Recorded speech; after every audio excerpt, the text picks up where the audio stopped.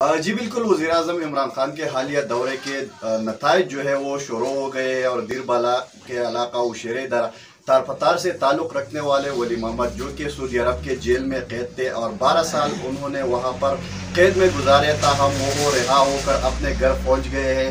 वज़ीर आज़म के हालिया दौरे में इन्होंने सऊदी हुकाम से और जो सऊदी हुकूमत है इनसे अपील की कि जितने भी कैदी है पाकिस्तानी इनको रिहा किया जाए, जिस पर सऊदी हुकूमत ने अमल करते हुए दीरबाला के जो ये कैदी है वो रिहा होकर अपने घर पहुंच गए। इस वक्त हम इसके घर में मौजूद है, उनसे जानते हैं कि वो इस रिहाई को किस नज़र से देखते हैं।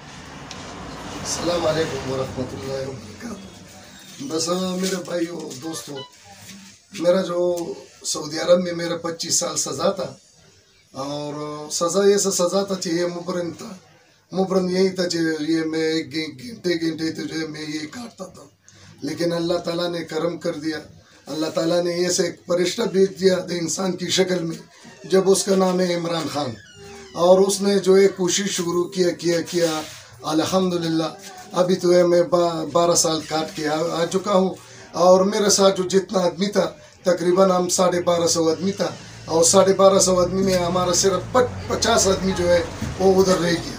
क्योंकि ये 10-10 आदमी जो है वो जहाज में भेज रहे, तो इंशाअल्लाह ताला जो आदमी रह गए उधर वो भी इंशाअल्लाह ताला जल्दी न जल्दी वो आने।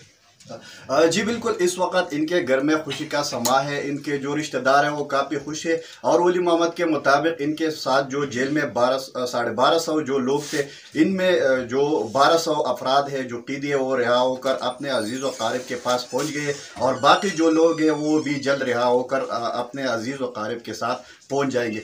यहाँ मैं ये भी बताता चलूँ कि दीरबाला के अभी भी दर्जनों अफराद जो है वो सऊदी अरब के कैद में है। इनके रिश्तेदार भी वज़ीर आज़म इमरान खान से अपील कर रहे हैं कि इनके जो कैदी है मुसाफिर भाई है इनको भी जल्द रिहाई में अपना किरदार अदा करें। जी।